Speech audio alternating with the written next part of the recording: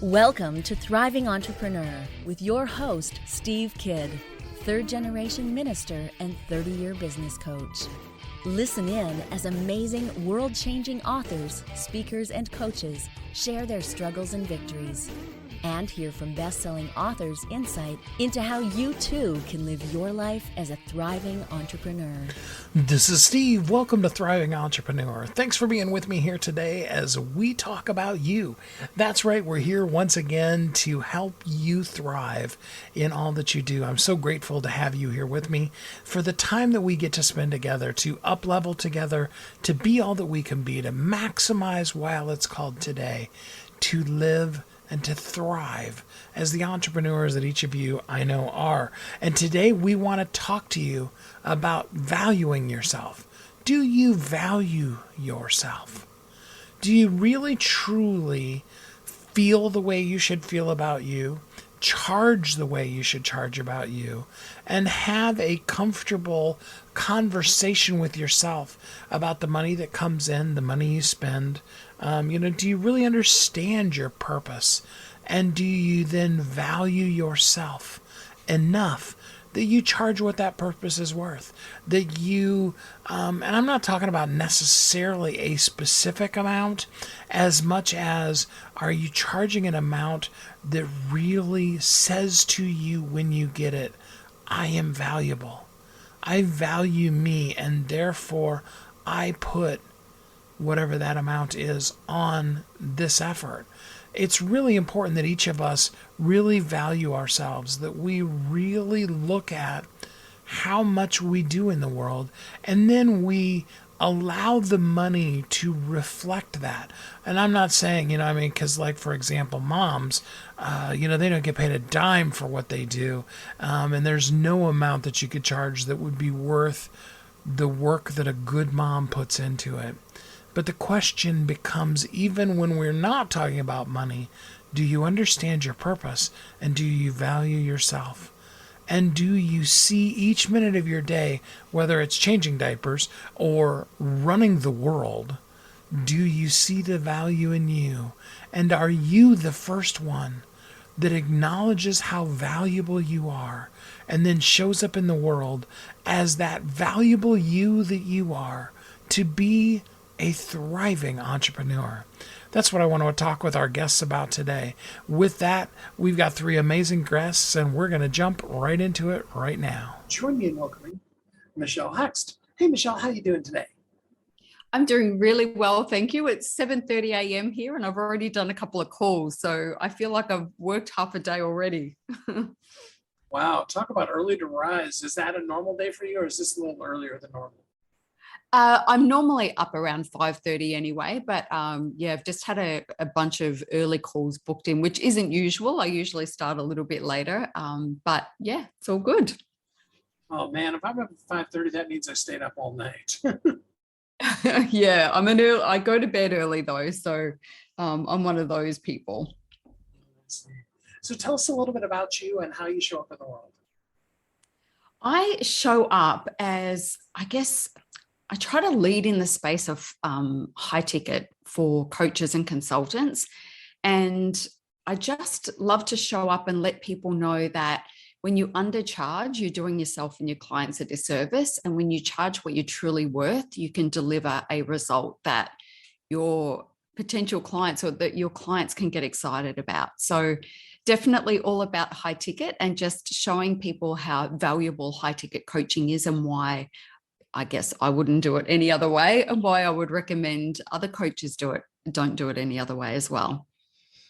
So just for a basic definition for people who aren't sure, because for some people, $1,000 offer would be really huge to them. What do you define a high ticket item as? Yeah, you nailed it there. There is no monetary chasm over which we cross and suddenly we become high ticket coaches. It's definitely about what feels like a stretch for you as far as charging, and do you feel like you are able to deliver a much higher level of service because of the price that you're charging. So, for example, I work with 4 clients at a time, because I charge $10,000 a month for my coaching. And that means that I only get, I don't need to work with any more than 3 or 4 clients a month, with the other things that I've got going on as well. And it means that those clients get, everything that they need from me over the course of those 4 weeks that we work together. I love that. So, the thing about it is that when you have done a bunch of low ticket items, you've been selling $10, $99 stuff, and you go to make that first really stretched high ticket sale, how do you talk yourself into a price that is enough of a stretch that it's a good pricing? Yeah, I think, look, I don't know anybody that's gone from selling things at that low end kind of digital offer price of, $10, unless they've made a lot of money doing it. So I don't know that anybody has been sort of playing around on the internet as a coach and selling stuff at $10 and then gone high ticket. As I say, unless they've made a lot of money doing that and they're ready to teach what they know, in which case I would look at, what do other people want? There are going to be people that are paying attention to you and seeing that you're making a lot of money off these low-end digital products. And there are going to want to be people who want to know how to do that. And so then you would ask yourself the question, what is it worth to them to be able to replicate what I've been able to replicate? And then you just come up with a figure that feels like a stretch for you, and a significant investment for the client, because that's important too. When they've got skin in the game, they're going to do a better job at making sure they're getting a return on investment as well, which makes your job easy.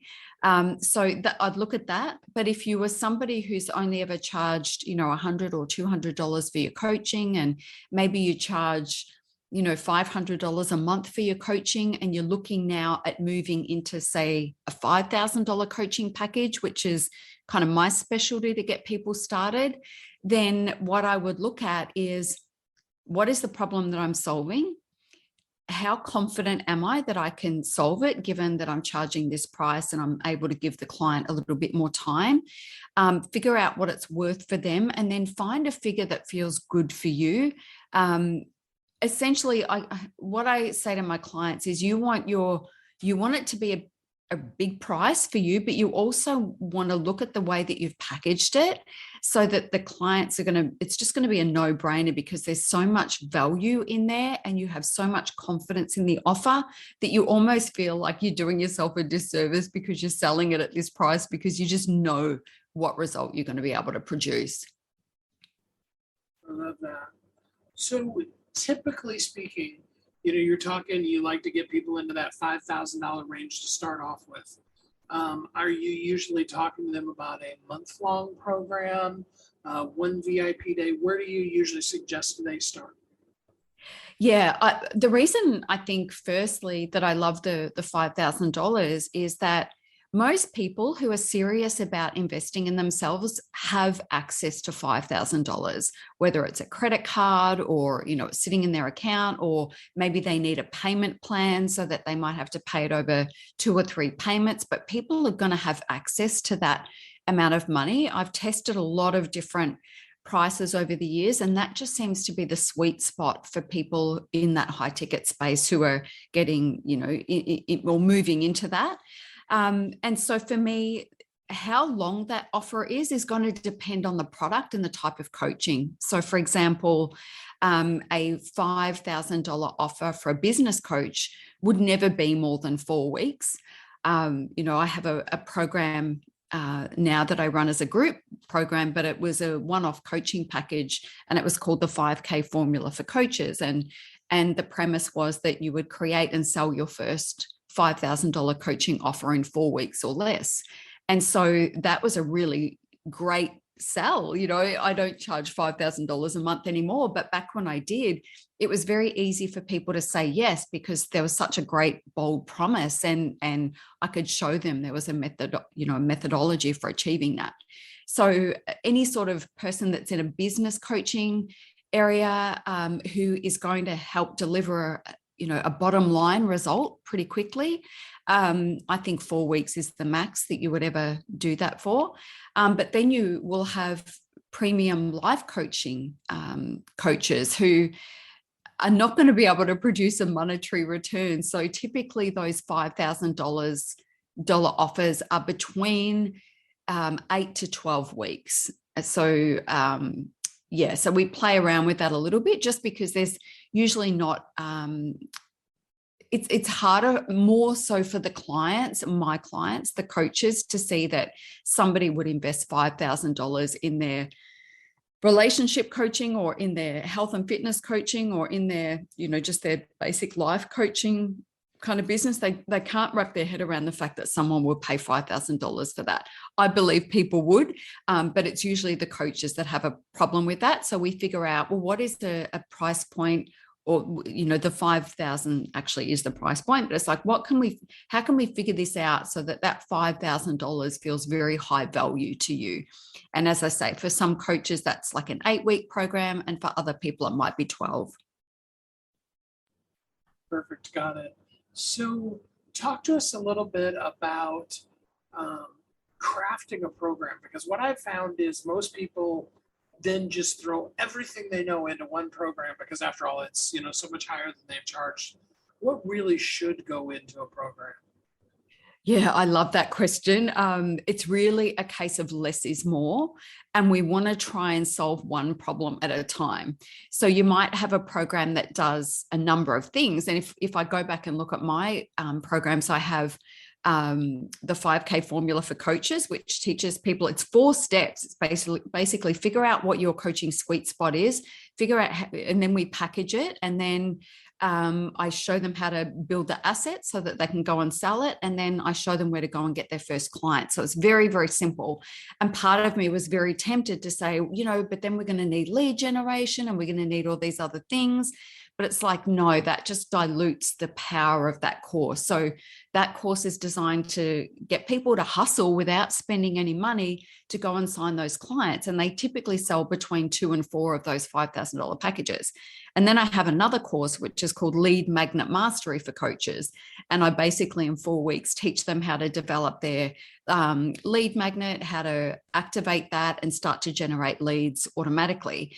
And so if I tried to do both of those things together in a 6 or an 8-week course, it just doesn't have the same sense of power and the same sense of focus. And so I'm really about solving a specific problem. But say I was running, a program that went for 3 months or 6 months or something like that, I would start them with the 5K formula. That would be month 1. Month 2 would be about lead generation, for example. Month 3 might be about content creation, but I would not try to make it all work together, because I've been doing this a long time and people get confused and they fall behind. And when they fall behind, they freak out and then they kind of drop the ball and then they check out because they're worried that everybody else thinks that they've fallen behind. And so I just like to keep things super simple. And when you throw the kitchen sink at it, when you try to, teach people everything in one course, it overwhelms people. And for me, the success of a program is really dictated by the results that my clients get. And if they're not getting results, it usually means that I've overwhelmed them. It doesn't mean that I haven't given them enough. It means that I've given them too much and they're down in the weeds somewhere and I've got to go pull them out. So content creation for courses and coaching programs and things like that, definitely the rule of thumb is less is more. What do you find is the hardest thing, the biggest stopping spot, if you will, for people when they are beginning to create their first high ticket course or program?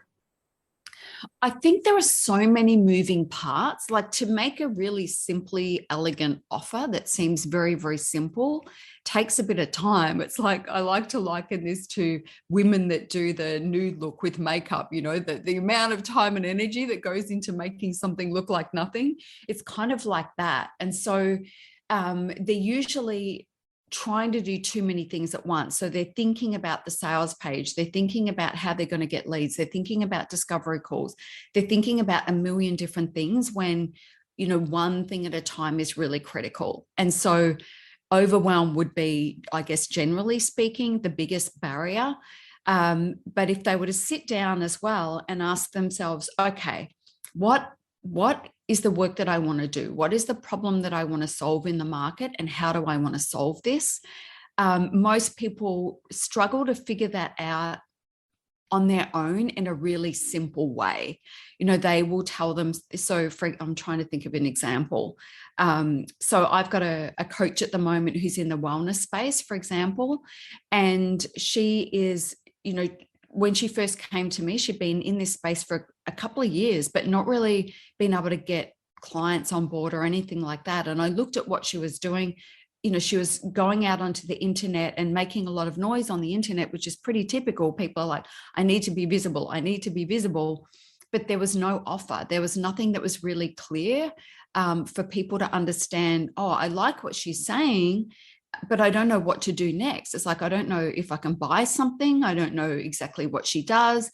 And so, a lot of people go out there and they put the cart before the horse, and they're trying to be visible and they're trying to create sales pages, but they haven't really started with that foundational piece of, what is the problem that I'm solving in the market, and how can I articulate its value very, very clearly so people, the lowest common denominator on the internet is going to understand exactly what I do and what my promise is.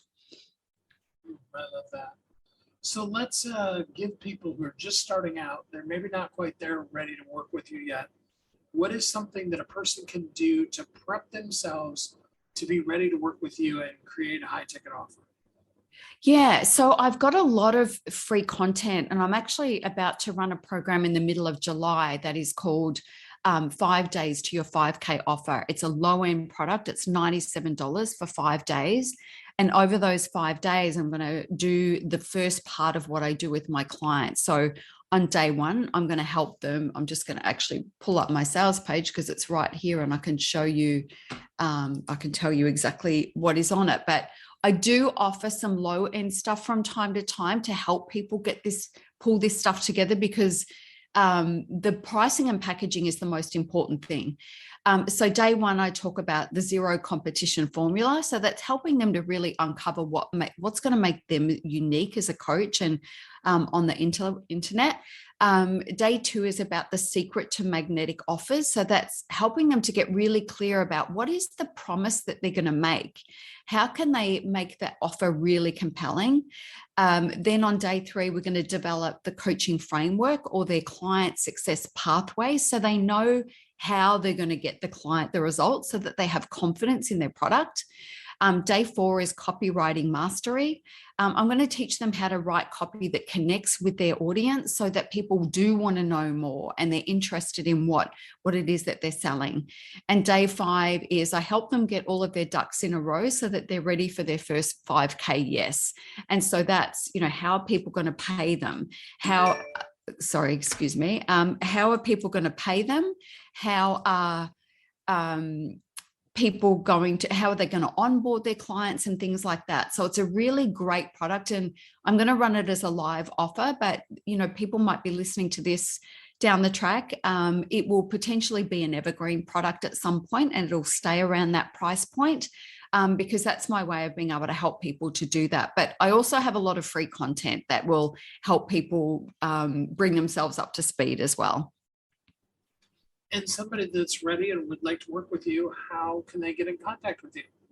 Yeah, so they can go to my website, which is my name, michellehext.com, or they can head over to Instagram, where I'm at Michelle Hext, and they can shoot me a message, and then we can chat backwards and forwards just to see if we're going to be a good fit. And, I can point them in the right direction if they just need a program. And then if I think we need to jump on a call, we can do that as well. And that's MICHELLEHEXT.com. Michelle, thanks so much. Yeah, thanks so much for spending some time with us here on the show today. You are very welcome. Thanks so much for having me. What a great time Michelle and I had. I do hope you really will take a look at what you charge and maybe look at how could I bring out a high ticket item and charge more and get more for what a valuable me that I am in this world. As we each of us are thriving, we each of us are living as thriving entrepreneurs. We'll be right back.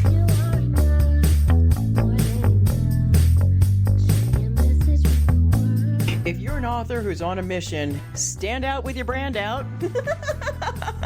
Check this out, guys. Yep, everything's marketing, and marketing is everything. Your existing book can become a best-selling book, or even, hey, like mine, a #1 international best-selling book in 5 days. Listen, if your business isn't known by everybody, it's obscurity, and that's death, right? The same thing is true for your book. If you're not happy with the way your book is performing, you got that far and then it just fell off the face of the planet kind of feeling, go to yourbestsellertoday.com. Schedule a talk with Steve. It's risk-free, it's guaranteed, it's proven. We've done it thousands of times. What are you waiting for? Yes, yourbestsellertoday.com. This time next week, you could have a beautiful seal on your book and get the attention that you deserve. Reach the people that you came to serve. Come on now. What are you waiting for? Grab a pen. Here we go. All you got to do is book a call, yourbestsellertoday.com. Go to yourbestsellertoday.com. Book a talk with Steve. It's proven, it's guaranteed, it's gonna happen. All you have to do is say yes to your destiny.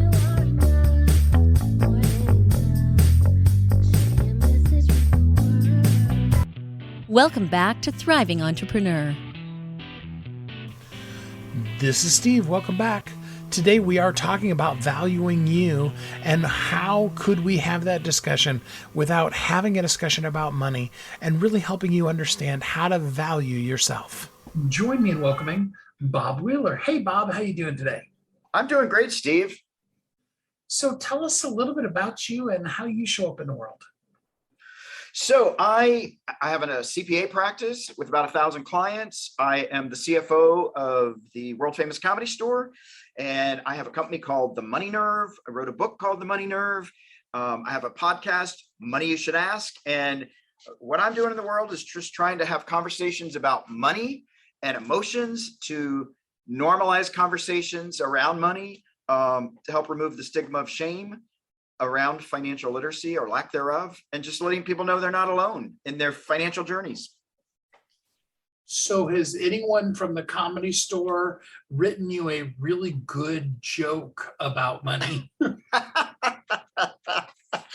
Oh, they write themselves. Well, I actually, so I did comedy for about 20 something years, but haven't been up in a couple of years with the COVID. But I actually started out as a comic, which is how I became the CFO of the Comedy Store. I guess I did enough jokes, or I didn't do good jokes. I don't know which.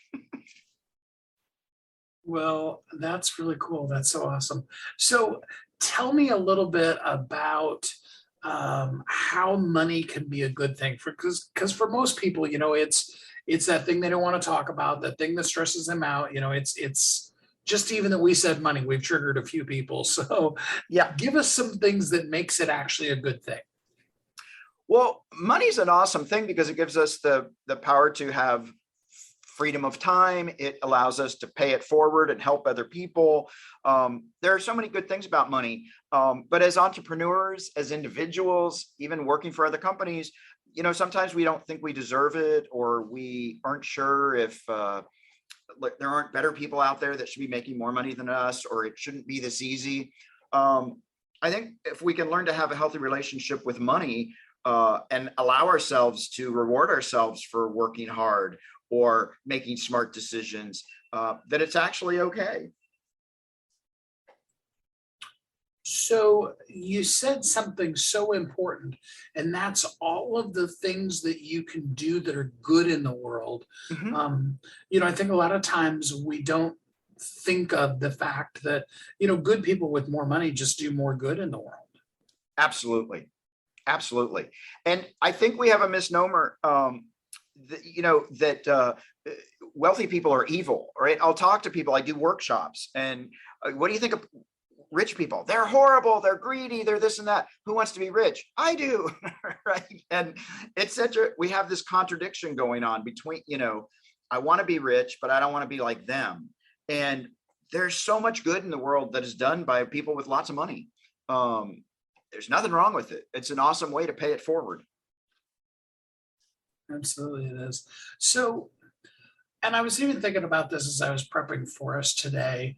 A lot of us have a money blueprint, I think is probably the word I'm going to use, Yeah, that is imprinted on us even from small childhood, absolutely. the background that we grew up in. And so then when we move in the world and we have opportunity to make more money, a lot of times we have feelings around that because it's not even a matter of unworthiness. We just don't even know how to live in that world. Do you know what I'm saying? Well, absolutely. Many of us are working on unconscious money beliefs and money mindsets that we picked up when we were 3, 4, 5, 6, and 7. And we just haven't updated our software. And so we are operating on stuff that we don't realize happened when we made a judgment or a decision when we were 4 years old or 5 years old. And we were like, money's horrible, or I don't want to have too much of it, or you should judge people with money. Whatever the stories are, we're unconsciously carrying that out there. And I agree, it doesn't have anything to do with necessarily, am I worthy? It's just, oh, money is scary. If I talk about money, it means we should have a conflict. We should always fight, or we should run from it, or never discuss it, or whatever those little tidbits that we picked up and said, these are the golden nuggets, and then we've held on to them. So how do we even, change that? How do we really, truly, I love the phrase you used, update our software? Yeah. Yeah. So, the first thing we have to do is do some exploratory reviews. What do I remember in my childhood? Like, what are some of those moments? What did mom and dad say or not say about money? What did I pick up in my culture, or from if I was in church or a temple or whatever those things were? What did I remember? And then start to just bring it to awareness, because if we don't name it, we can't then say, oh, wait, I want something different. So we got to bring it out of the unconscious to the conscious. And then start looking at it and seeing, is it story or is it truth? Oh, that's just a story that I picked up. That belongs to my grandma. and then we can decide, does that serve me anymore? And do I want to let it go? Like, I always look at it from a cost benefit analysis. What's the cost of holding on to the old story? And what's the benefit? And, if there's more benefit to letting it go, am I willing to do that? So then we get to the next step. We've decided, okay, this is the new way, and we're beginning to live in that way. And then, life happens, right? Yeah, for sure. What do we do when we find that even though we've decided what we want to do, we're still acting in that other way? Yeah, so we're all going to make mistakes. We're all going to step back a couple steps. The main thing is picking up and moving forward again, and not shaming ourselves or taking ourselves out for missteps. For me, the best way to help keep the course is to find people that will hold me accountable, and in a non-shaming way, with a little bit of love and compassion, so that when I misstep, I can have my friends say, hey, remember you wanted me to hold you accountable? You're sort of doing that thing again. So I can really know that I'm accountable to myself, and that I have other people that have my back. And so I will tell people, hey, here's some ways that I might self-sabotage. Would you keep me in check? Or find a money buddy that you can go to and say, hey, I'm struggling with this. And both of you can work with each other to be a support system. Ooh, I like that concept of a money buddy. So is it better to find somebody who has been where you are and made it through, that is going through the same things kind of that you are still dealing with, you're going through right now? Or what's the best kind of a money buddy? So for a money buddy, it's great to have mentors. And I think of somebody that's already been through it, that's guiding me as a mentor. I think it's great to have a money buddy that's actually got their own stuff going on as well, maybe not the same things, so that you both have a safe place to go to and go, you'll never believe what I did. I just spent my paycheck on the lottery, or whatever it is. But having a safe place that's not necessarily your financial advisor who might give you grief, or just somebody that you can be on equal with. Hey, I'm struggling with this. How about you? And then also, yes, have those mentors, have those people that have been there that can say, man, been there, done that. Here's how I got through it. So you do have some people that can help lift you up. I think both are important, but I do think it's important having somebody that you don't feel is superior to you, but that's sort of on equal footing so that you can go through these journeys together. That is so powerful. I mean, I think if people just took even that one piece of advice, that could just make such huge differences for them. So let's look at it the other way. You know, what is the thing that people say to you? I keep trying to do this, but I just keep not, what is the struggle that people seem to not be able to overcome or have struggles come overcoming? Well, I think for a lot of people, it's taking that first step. A lot of people will say to me, well, I can't do it now because there's all this stuff going on in life. But if as soon as I get an extra paycheck or as soon as I can get a stable relationship, then I'm going to. Don't wait. Just start taking baby steps. If saving money for you is hard, just start by saving $5 a week. Paying down debt. Okay, don't pay all of it down tomorrow because you don't have it. Great. Just start paying down $20 more than the credit card payment is requiring.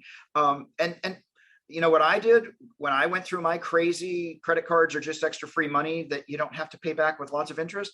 I ended up putting them in a Tupperware and freezing it, like literally froze all my credit cards and only kept a debit card so that I couldn't go in and just go, oh, I need to charge this. No, I had to break my habit.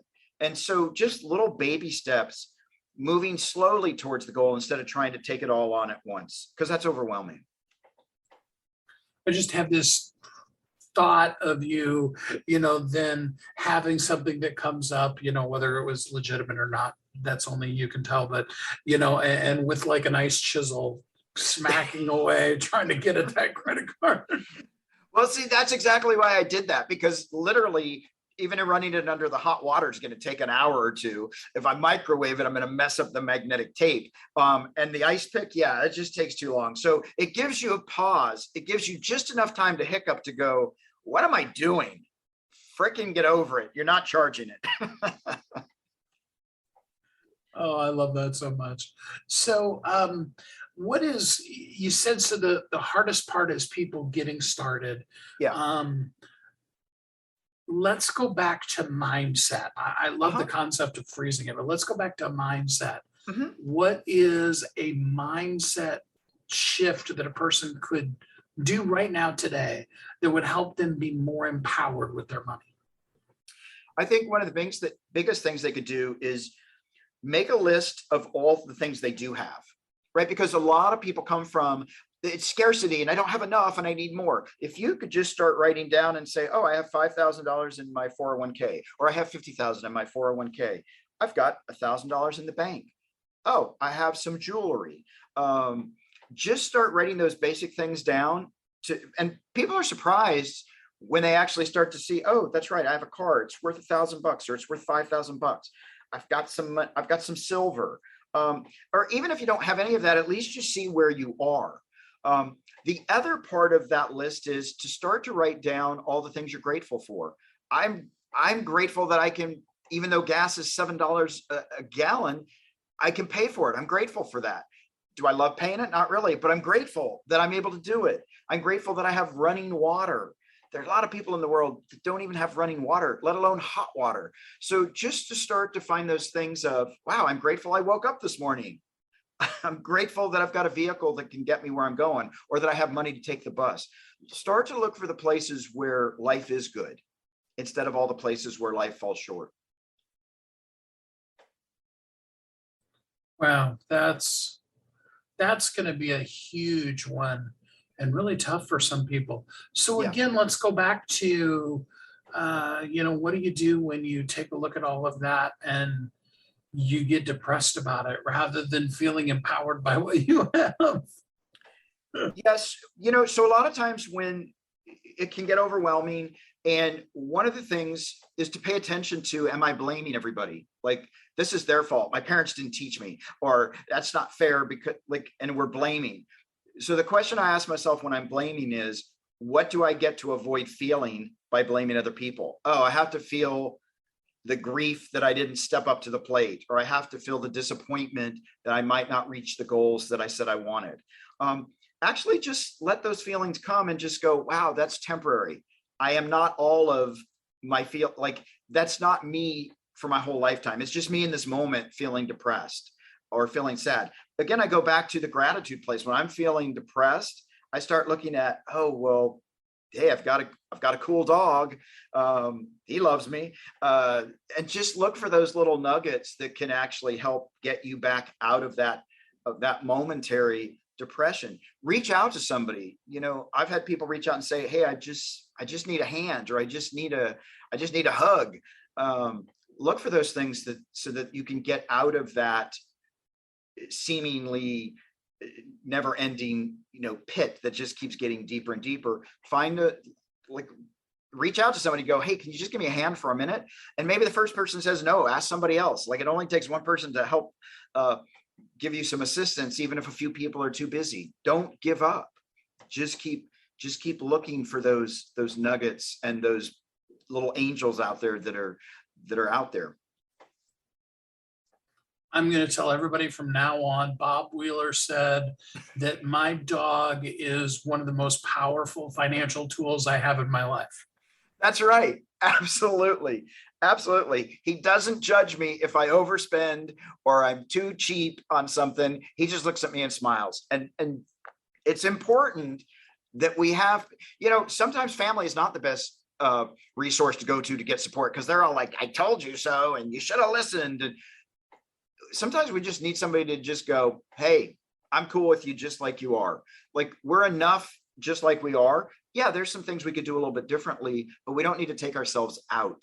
There's plenty of other people that will do that willingly and freely. So find those things, if it's your dog or your cat or a friend that's just willing to go, hey, look, yeah, I get it. I've made mistakes too. We all have. I have certainly made lots and lots of mistakes financially. I absolutely love that. Well, so there are some people that might want to go deeper with you. What kind of people do you work with? So I work with anybody that's willing to be uncomfortable and that's willing to do the work. They're really willing to look at stuff and say, okay, there's some little ugly pieces here, and I want to work through it. I work with older people. I work with young people. I work with couples a lot. Just anybody that's really willing to change their relationship with money, start to see it in a different way, and start to see that it's okay to actually want to have money and to let money in. And if they did want to work with you, how would they get in contact with you? Best way to reach me is through the website. My email and stuff is there, themoneynerve.com. It's nerve, not nerd. I'm a nerd, but it's the money nerve.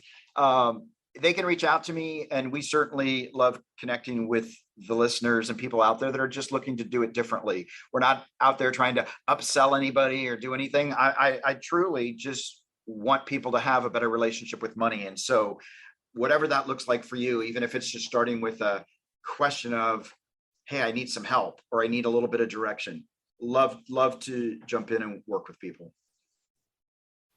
I appreciate that so much. Bob, thank you so much for being on the show with us here today. Well, Steve, it's been a pleasure. And I wish everybody out there a wonderful, healthy relationship with money, or in the process of getting there. Have those conversations with yourself and with others about money, and live as a thriving entrepreneur. We'll be right back.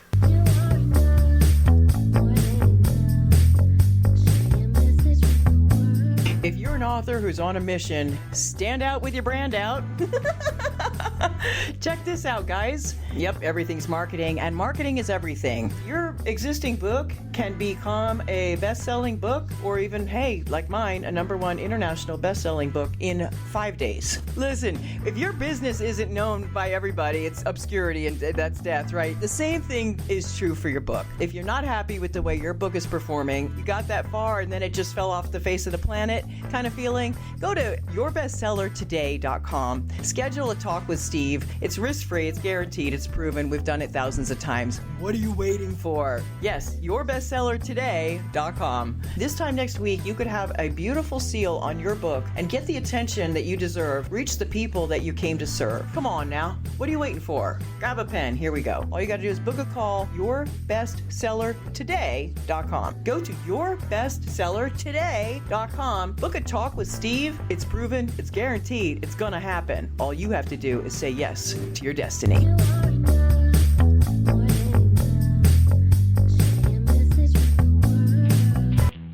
Welcome back to Thriving Entrepreneur. This is Steve. Welcome back. Thanks for listening to Thriving Entrepreneur today as we're talking about value yourself. What do you see as the value of yourself? And are you valuing yourself at the level that you should? We've had a couple of really great guests and we have one more to go here for you. I thought it would be best if we ended this off with talking about your purpose, about really understanding how amazingly incredible you are, so that as you look at what value to give to yourself, you understand just how special, how unique, and how wonderful you are. With that said, let's jump into our last guest. Join me in welcoming Kenneth Lord. Hey, Kenneth, how you doing today? Remarkable. How are you, Steve? I'm good, thank you. Tell us a little bit about you and how you show up in the world. Well, what a great question that is. I think that oftentimes as we evolve and we go through different experiences in our lives, we become more aware of ourselves, more aware and more conscious of the way that we see things, see the world, see people. And I feel as though not only has our world changed so much, however, what it actually does is it gives us kind of this insight into ourselves more. And so for the last 3 decades or more, I've been in that same kind of process, really just going within to identify, people, understanding people and helping them to relate to themselves, understand themselves so that they can be the best in their true destiny, their true purpose in life. And so this is how really I show up in the world, is really showing people and helping them to realize who they are in the world for the betterment of humanity. A lot of people struggle with the concept of, what's my purpose? Who am I? What should I be doing? How do you even get started on that journey? Where does a person start? That's such a great question, isn't it? I personally believe that everybody knows their purpose in life. What happens, in my view, is that we have all these perceptions and things that either we put on ourselves or other people put on us in terms of ideas, ways, experiences, and so forth. And it takes away from really who we are in the world, that essence of and that nature in which we come from, that authenticity and that genuineness. And I believe that once you just realize that it's important for you to realize what your true purpose is, or what I call your core destiny, that's when you kind of let go and let it unfold inside of you. There's like an inquiry that's inside of us. And when you really determine that that's what is really important to you, it's really about letting go of all of those things, of all the old habits, all the old patterns, all the things that have preventing you from actually seeing it. So it's really already there. It's really just releasing those programs, those patterns, those habits that prevent you from seeing it and realizing it and coming to that point of understanding. A lot of times people, they are focused on either a job or they're focusing on a relationship or something that distracts them or takes them away from that true essence.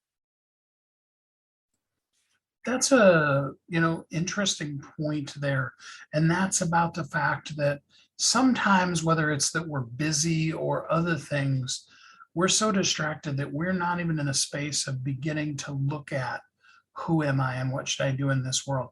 So how do you even get beyond the step one we just talked about it to be ready for step one?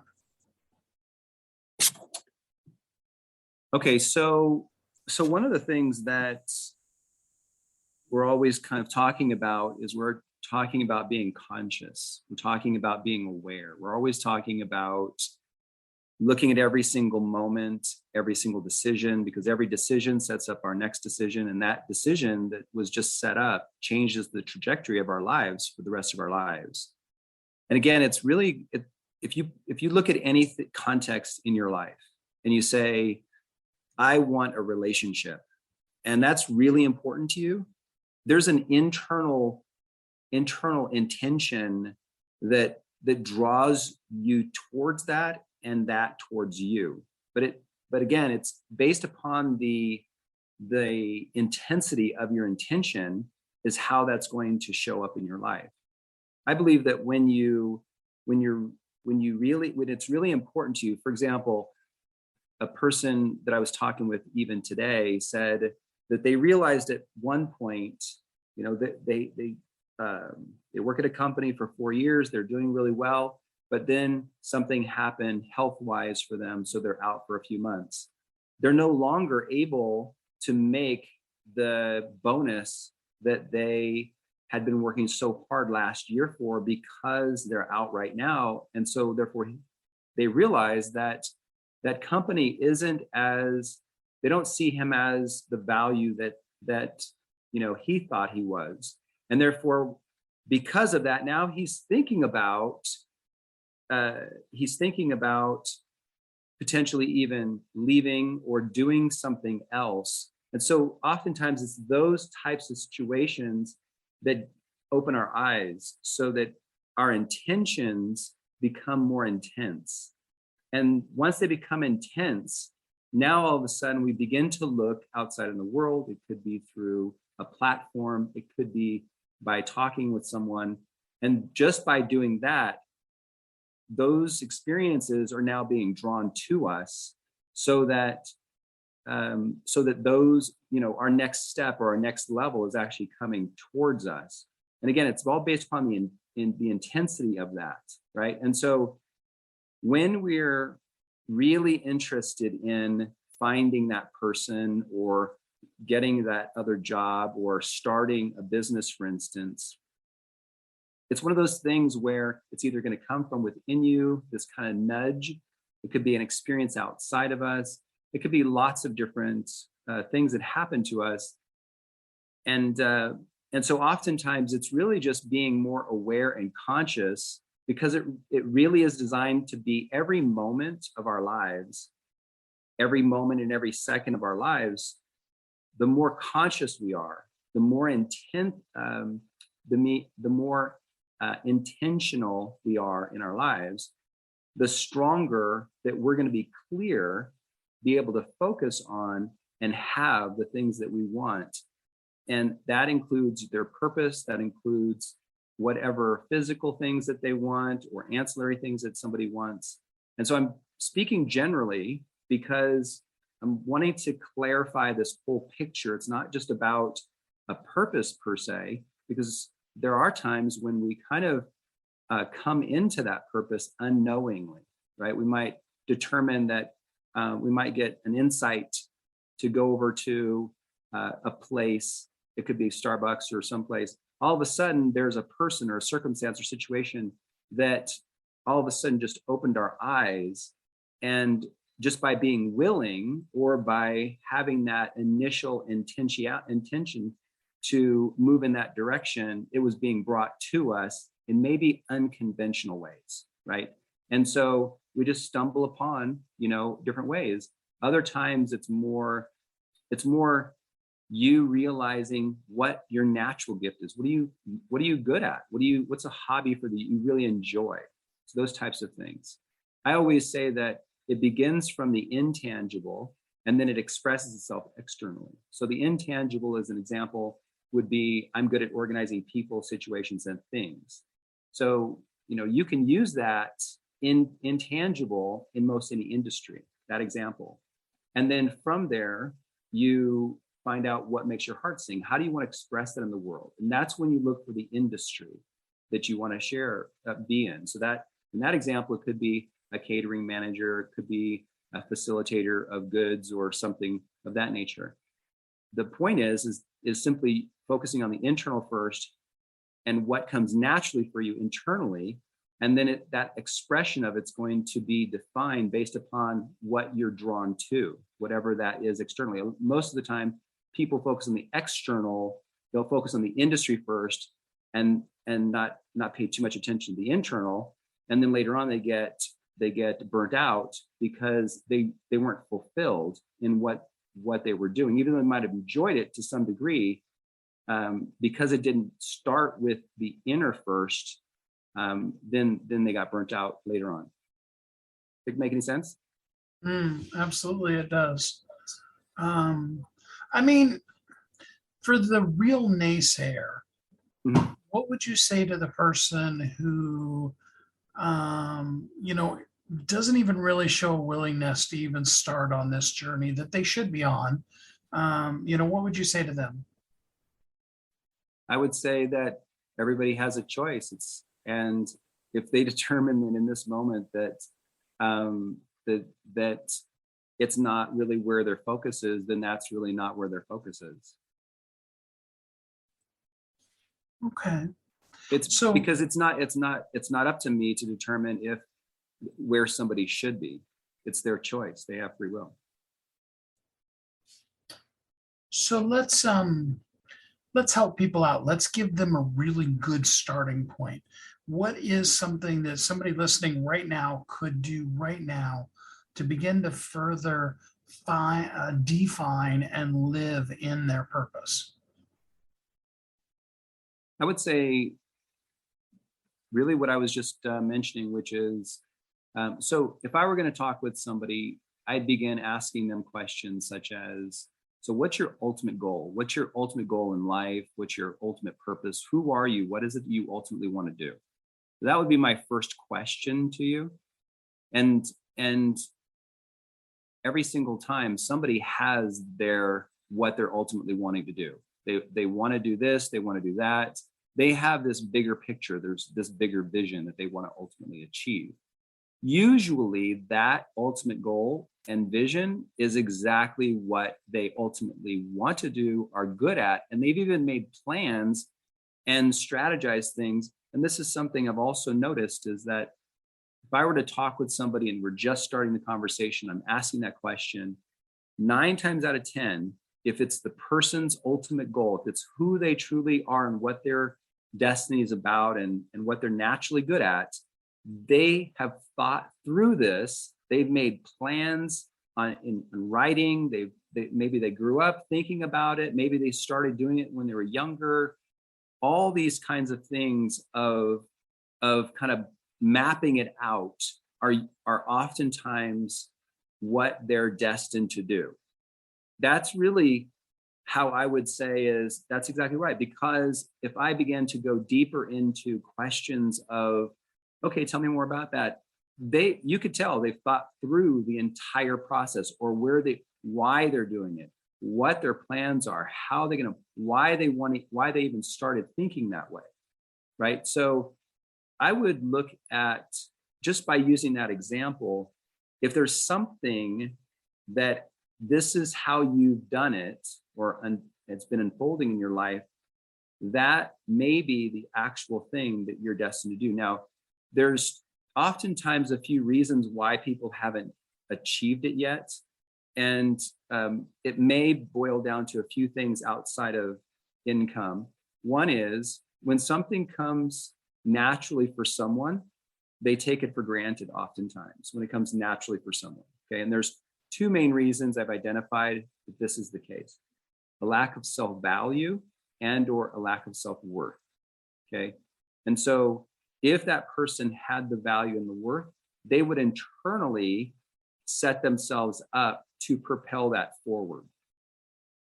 However, since it just comes naturally, like they're breathing, and it just comes, they're gifted in that area, they often don't put as much value as somebody else would. A good example would be an artist. or a writer, somebody you've seen somebody's amazing artwork, and in your mind, you're looking at this and saying, this is brilliant. And the person is saying, oh yeah, it's just something I did in 30 minutes. And to you and to most everybody else, it's brilliant work. But to them, because of that lack of self-value or lack of self-worth, they're not valuing that natural gift in the context of someone else. So they might sell it for, $300 or $400 when they could be selling it for $3,000 or $4,000 or more. And it just boils down to that piece. So I would say to look at the things that come naturally for you. And 9 times out of 10, that's the thing that you're designed to do or be in the world. And whether that is that you create a business or something around, or that you utilize that in some sort of business that you're working for, that's oftentimes your natural gift, because it really does come naturally for you. Love that. So for a person who maybe needs a little bit of help and would like to work with you to get this going for them, how can they get in contact with you? How can they work with you?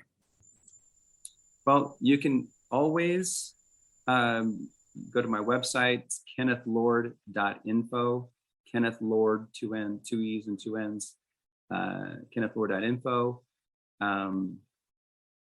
You can email me at kennethlord@yahoo.com. Those are a couple of ways right now that are available, and just put that you heard this on Steve's podcast, so that I know where you're coming from, and I can put the VIP priority on it. Awesome. I appreciate that. Well, Kenneth, thanks so much for being here on the show with us today.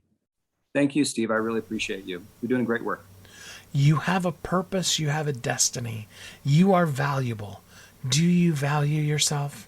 Do you really look in the mirror and see that amazingly incredible person called you?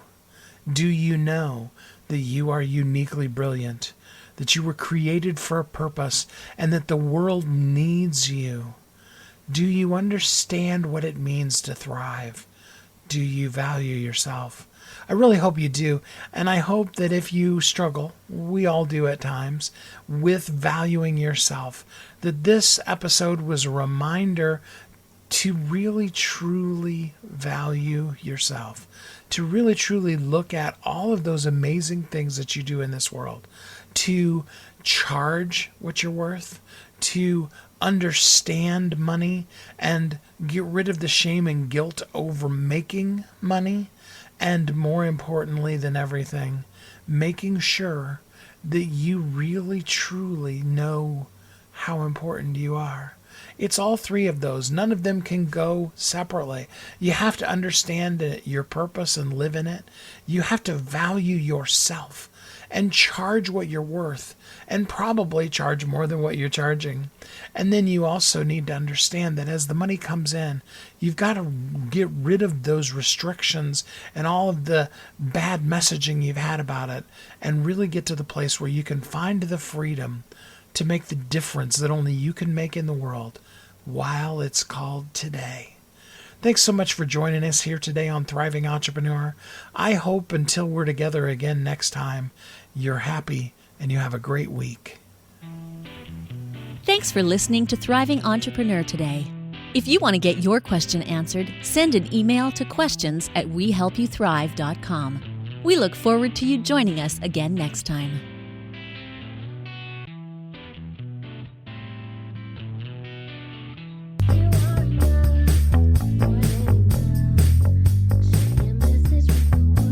If you're an author who's on a mission, stand out with your brand out.